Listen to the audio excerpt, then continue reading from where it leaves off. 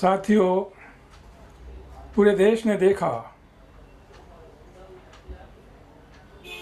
5 अक्टूबर 2022 को अंबेडकर भवन दिल्ली में जो एक कार्यक्रम आयोजित किया गया था, उसमें दिल्ली के एक मंत्री जो आप पार्टी से मंत्री हैं,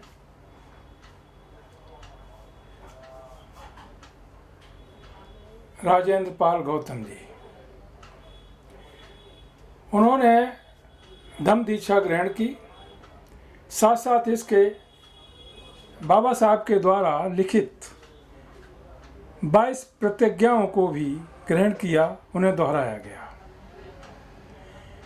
इसी को लेकर पूरे देश में बवाल हो गया। केजरीवाल की सरकार ने राजेंद्र पाल गौतम जी से इस्तीफा मांग लिया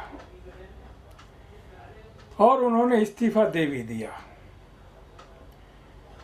वो कहते तो ये हैं कि उन्होंने अपनी तरफ से इस्तीफा दिया है, लेकिन यदि अपनी तरफ से इस्तीफा दिया होता तो केजरीवाल ये कहकर के टाल भी सकते थे कि ये तो उनके निजी विचार हैं, पार्टी का इससे कोई लेना देना नहीं है।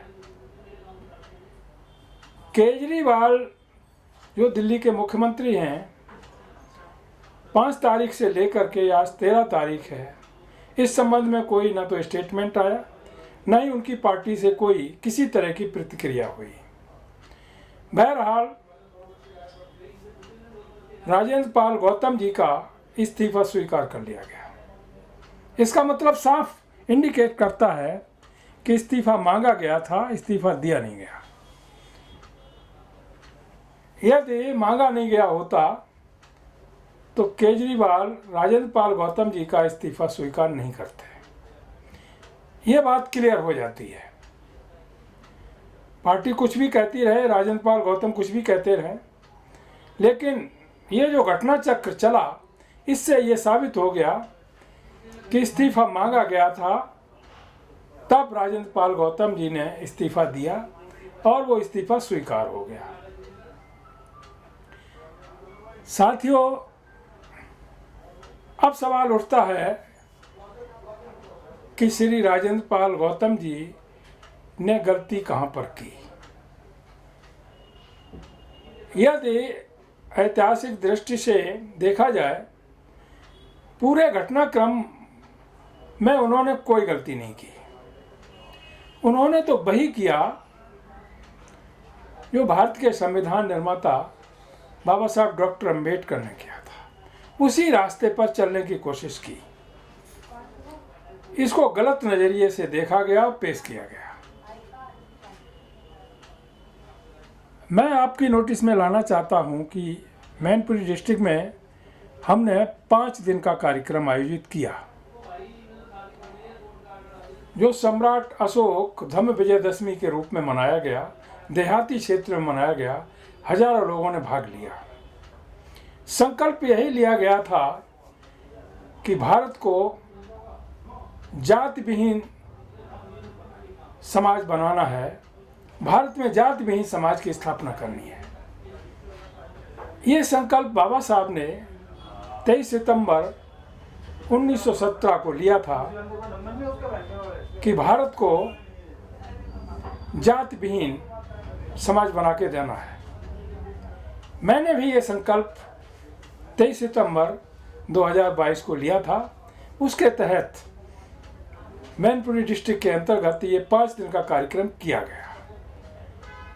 हर वर्ग के लोग आए, भाग लिया, एप्रिशिएट किया, पूरे देश ने एप्रिशिएट किया, और ये कार्यक्रम रुकना नहीं चाहिए। इसी संदर्भ में जो श्री राजेंद्र पाल गौतम जी ने 5 अक्टूबर को अंबेडकर भवन में जिस कार्यक्रम में भाग लिया, बौद्ध दीक्षा ली और 22 प्रतिज्ञाएं दोहराई, तो कोई किसी तरह का गलत काम उन्होंने नहीं किया। इसे पूरे देश का बहुसंख्यक समाज सराहना करता है। लेकिन बीजेपी को हजम नहीं हुआ, आरएसएस को हजम नहीं हुआ। क्यों? उन्होंने पूरे देश में एक तांडव मचा दिया, आलोचना करना शुरू कर दिया और यहाँ तक कह दिया, गुजरात में पोस्टर लगा दिए गए केजरीवाल और कुछ मुस्लिम समाज के लोगों के साथ में, और ये प्रचार किया गया कि केजरीवाल हिंदू विरोधी है। यदि केजरीवाल हिंदू विरोधी थे और हैं तो दिल्ली में, पंजाब में उनकी सरकार कैसे बन जाती? किसने वोट दिया? भाई टोटल आप हिंदुओं का वोट देख लो, जो सवर्ण हिंदू हैं उनका तो इतना वोट नहीं है, 15%, जिस पर केजरीवाल की सरकार बन जाएगी। वोट तो बहुजन समाज के लोगों ने दिया, तब सरकार बनी। और इस चीज़ को केजरीवाल जी को ध्यान में रखना चाहिए था कि वो बहुजन समाज के वोट पर मुख्यमंत्री बने हैं, बहुजन समाज के वोट पर उनकी पंजाब में सरकार बनी है और दिल्ली में सरकार बनी है, और कहीं भी सरकार बनेगी तो बहुजन समाज के वोट के आधार पर बनेगी, न कि सवर्णों के वोट के आधार पर बनेगी। ये बात उनको याद रखनी चाहिए। सवाल उठता ये है इस संबंध में, बामन मेश्राम जी का एक कमेंट आया कि राजेंद्र पाल गौतम जी ने कोई गलती नहीं की।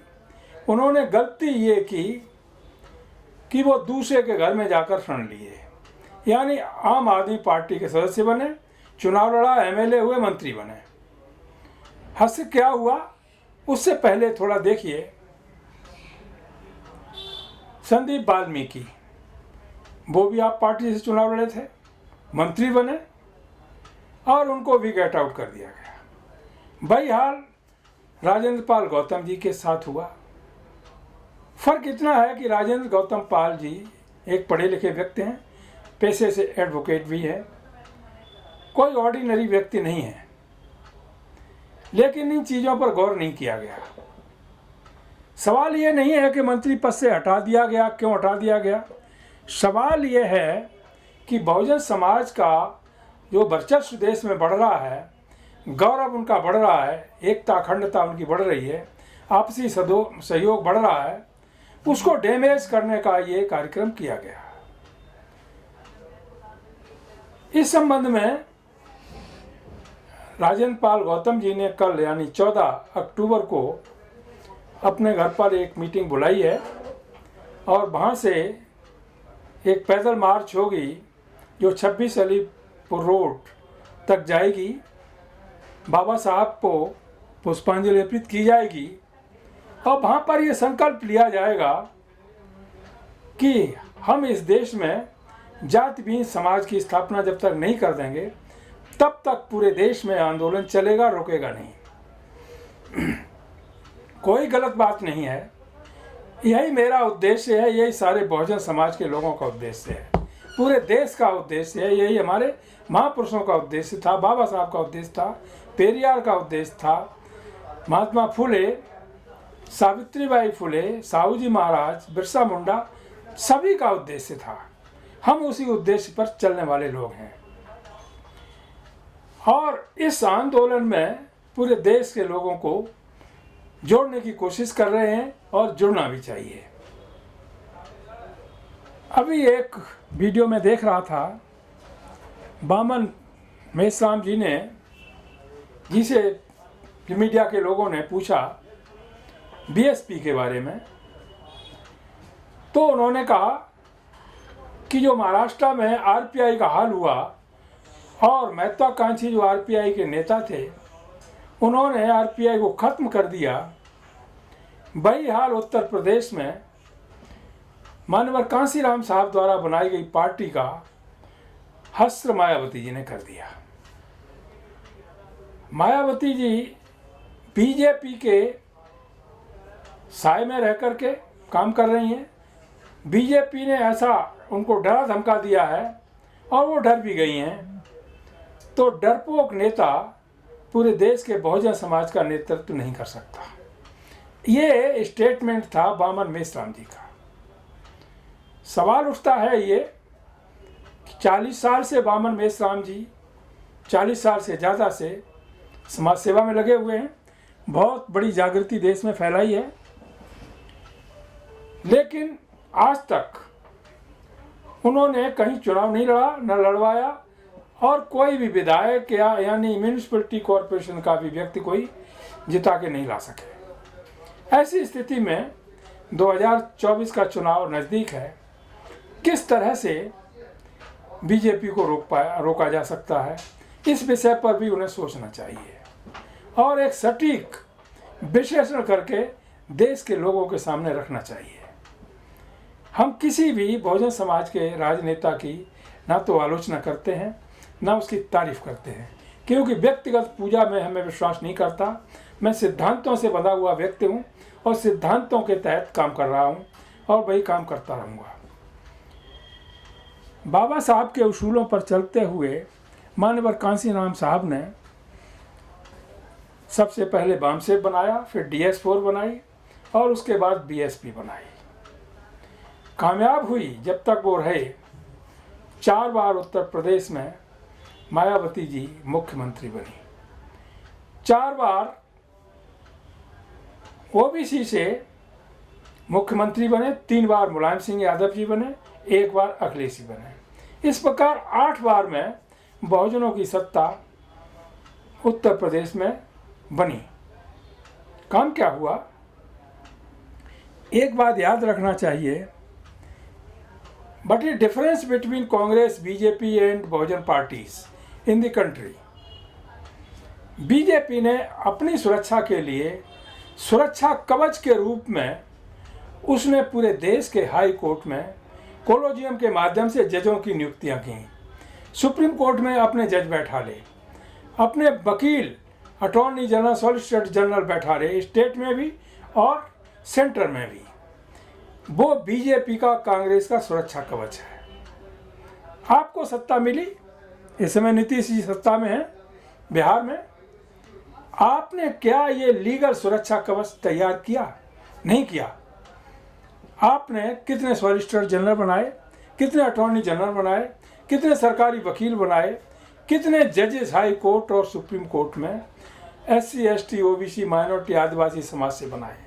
0, कुछ भी नहीं। इस दिशा पे सोचा ही नहीं। और जब इस दिशा पे सोचा ही नहीं तो फिर आपकी रक्षा कौन करेगा? सवाल अति गंभीर है। आप समाज के जो विद्वान एडवोकेट्स हैं उनकी शायद कोई वैल्यू नहीं समझते हैं। उदाहरण सामने है, मायावती जी ने मानवर कांसीराम साहब के जाने के बाद सतीश मिश्रा जी को चुना। वो पार्टी चलाएंगे, चलाई भी, और उन्होंने चलाते चलाते एक पे आकर के छोड़ दिया। तब मायावती जी को होश आया कि ये तो सब गड़बड़ हो गया। अभी आपने देखा अखिलेश जी ने क्या काम किया। राज्यसभा के लिए एक नाम भेजा, कपिल सिब्बल का, एडवोकेट है, सुप्रीम कोर्ट में वकालत करते हैं। मैं पूछता हूं, सतीश मिश्रा जी ने और कपिल सिब्बल ने SC, ST, OBC के कितने केस आज तक किसी हाई कोर्ट में लड़े या सुप्रीम कोर्ट में लड़े, उनके पक्ष में लड़े? कभी नहीं, एक भी नहीं, और लड़ेंगे भी नहीं। तो इन लोगों ने अपनी केवल व्यक्तिगत सुरक्षा कवच के रूप में इन लोगों को तैयार किया। अफसोस की बात है कि SC, ST, OBC, आदिवासी समाज में, माइनॉरिटी समाज में एक से एक विद्वान लॉयर्स हैं आज की डेट में। मैं भी एक लॉयर हूँ, सुप्रीम कोर्ट भी देखता हूँ, हाई कोर्ट भी देखता हूँ, विभिन्न हाई कोर्ट देखता हूँ, और सब में कामयाबी पाता हूँ, लोगों को न्याय दिलाता हूँ। लेकिन जो हमारे समाज के नेता हैं, बहुजन समाज के नेता हैं, वो हम जैसे हजारों लोग जितने हैं पूरे देश में बुद्धिजीवी, उनको ना तो कोई अहमियत देते हैं, ना उनकी बात सुनते हैं, बल्कि अपने हिसाब से जो लोग मनवादी व्यवस्था के पोषक हैं उनकी बात को सुनकर के अपना काम चलाते हैं। साथियों, ऐसे काम नहीं चलेगा। आज राजेंद्र पाल गौतम जी ने एक जो संकल्प किया है, एक एडवोकेट होने के नाते, वो भी एक एडवोकेट हैं, मैं उसकी प्रशंसा करता हूँ। इसलिए नहीं कि वो मंत्री थे, बल्कि बुद्धिजीवी है और उन्होंने बाबा साहब के उसूलों को चलते हुए उनको बरकरार रहने की बात की और देश को एक पैगाम देने की कोशिश की कि इस देश में जो सबसे बड़ा अभिशाप है मानवता के लिए वो है वर्णवाद और जातिवाद, जो मनवादी व्यवस्था के तहत पूरे समाज में जहर की तरह फैला हुआ है। यही मेरा उद्देश्य है, यही आप सबका उद्देश्य होना चाहिए, यही राजेंद्र पाल गौतम जी का उद्देश्य है। साथियों, ये बहुत इम्पोर्टेंट सब्जेक्ट है। मैं चाहता हूँ कि जाति विहीन समाज की स्थापना करने के लिए देश में आवाज़ चाहे आर.एस. गौतम एडवोकेट के माध्यम से जाए, राजेंद्र पाल गौतम के माध्यम से जाए, अखिलेश के माध्यम से जाए, मायावती के माध्यम से जाए, बामन मेश्राम के माध्यम से जाए, नीरज पटेल के माध्यम से जाए, लक्ष्मण यादव के माध्यम से जाए, दिलीप मंडल के माध्यम से जाए, पूरे देश को अमल करना चाहिए और किसी भी मनवादी से डरना नहीं चाहिए। हम तो नहीं डरते, समाज के लोग भी नहीं डरते, लेकिन बहुजन समाज के नेता हैं, पता नहीं क्यों डरते हैं मनवादियों से। उनके घर में पिंडदान होगा तो मनवादी व्यवस्था के तहत होगा, लड़के का जन्मदिन होगा तो मनवादी व्यवस्था के तहत होगा, शादी ब्याह होगा तो मनवादी व्यवस्था के तहत होगा। सब में सुधार हो रहा है, एक मजदूर में सुधार हो रहा है, लेकिन राजनेता जो हैं उसी परंपरा को फॉलो कर रहे हैं। बड़े दुख की बात है। साथ साथ इसके एक बात और कहकर के मैं अपनी बात समाप्त करना चाहूँगा। आज एक सिद्धांत के तहत दिल्ली के मंत्री राजेंद्र पाल गौतम ने जो संकल्प लिया है, पार्लियामेंट में आज की डेट में 131 मेंबर ऑफ पार्लियामेंट SC/ST के हैं, 200 से ज़्यादा OBC के हैं। आपका आरक्षण खत्म हो गया, प्रमोशन रिजर्वेशन खत्म हो गया, लेटर एंट्री से भर्तियां होने लगीं, जॉइंट सेक्रेटरी बनने लगे, उसमें आपका कहीं कुछ नहीं। यूनिवर्सिटी में आपका कोई वाइस चांसलर नहीं, कहीं कोई लेक्चर, कहीं कोई डॉक्टर नहीं, किसी तरह का कहीं किसी तरह का हर विभाग से आपको साफ कर दिया गया और आप वहाँ चुप बैठे हुए हैं। विधानसभा में भी यही हाल है, जहाँ भी बीजेपी की सरकार है, कांग्रेस की सरकार है, वहाँ पर इनकी बोलती बंद है, कोई आवाज़ नहीं उठती। पॉलिटिकल रिजर्वेशन के पीछे बाबा साहब का उद्देश्य ये था कि एक 10 साल के लिए होगा और ये जाकर के अपने क्षेत्र का प्रतिनिधित्व करेंगे, न कि वहाँ जाकर के स्वार्थ बस अपने अपने व्यक्तिगत स्वार्थ बस गुलामी करेंगे या कोई भी आवाज़ उठाने की इनमें हिम्मत नहीं होगी। इसलिए लेकिन आज बड़े अफसोस के साथ कहना पड़ रहा है कि आज पूरे देश के बहुजन समाज का प्रतिनिधित्व करने वाला देश में कोई भी नहीं दिखाई दे रहा। वो लीडरशिप तैयार करने की ज़रूरत है। मैं ये नहीं कहता कि अलग से आप पार्टी बना लो, वो कर लो, आदि। अरे जो पार्टियां बनी हुई हैं उन्हीं के जो सुप्रीमो हो उनको सही रास्ते पर लाने की ज़रूरत है, तभी बात बनेगी। केवल ट्वीट कर देने से राजनीति नहीं चलेगी बहुजन समाज की। घर में बैठे हैं, AC रूम में बैठे हुए ट्वीट कर दिया, राजनीति हो गई। बहुजन समाज के लोग पिट रहे हैं, बलात्कार हो रहे हैं, स्कूल में अत्याचार हो रहे हैं, मटका छूने पर उनको मारा जा रहा है, मूंछ रखने पर मारा जा रहा है, घोड़ी चढ़ने पर मारा जा रहा है, आदि तरह से अमानवीय घटनाएं हो रही हैं। कोई इन्वेस्टिगेशन नहीं हो रही, ना कोई एक्शन हो रहा है। न्यायपालिका में आप जीरो हो गए, हाई कोर्ट में आप जीरो हैं, सुप्रीम कोर्ट में आप जीरो हैं। आपकी आवाज़ कौन सुनेगा? आपके संविधान को कौन मानेगा? वहाँ जो जज जब अपने घर से निकलते हैं तो शायद जो मनवादी व्यवस्था के तहत भगवान बनाए गए हैं आदि नामों से, उनकी पूजा करके आते हैं। वो काल्पनिक भगवानों को, काल्पनिक देवी देवताओं की पूजा करके आते हैं, तिलक लगा के आते हैं। वो संवैधानिक न्याय किसको देंगे? क्या कौन उम्मीद उनसे कर सकता है? इसलिए मेरा कहना यह है, पूरे देश के मुख्य रूप, क्योंकि मैं वकील हूँ, तो सबसे पहले मैं अपने समाज के वकीलों से कहना चाहूँगा कि देश की खातिर, समता की खातिर, समानता की खातिर, बहुजनों की खातिर, संविधान की खातिर एक होना पड़ेगा। एक हो जाइएगा। घटना चाहे दिल्ली की हो, चाहे कानपुर की हो, चाहे मध्य प्रदेश की हो, किसी भी केरला की हो, किसी भी स्टेट की हो, उसके सॉल्यूशन के लिए, प्रॉपर सॉल्यूशन के लिए, उसको न्याय दिलाने के लिए एक होने की ज़रूरत है। तो इसलिए सबसे पहले मैं अपने वकील भाइयों से गुजारिश करूंगा कि जहाँ पर भी घटना होती है उसके लिए एक होकर के।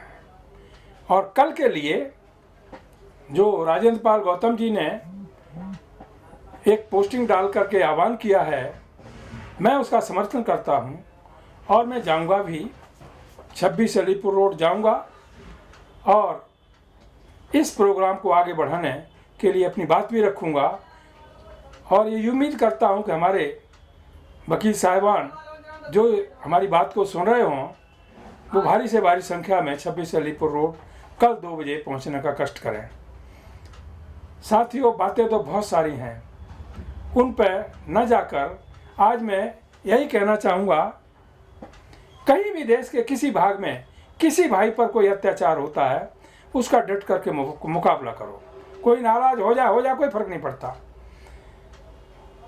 सामाजिक व्यवस्था जो देश में सदियों से चली आ रही है, एक मनुवादी व्यवस्था है, वर्णवादी व्यवस्था है, जातिवादी व्यवस्था है। इसको खत्म करना निहायत ज़रूरी है।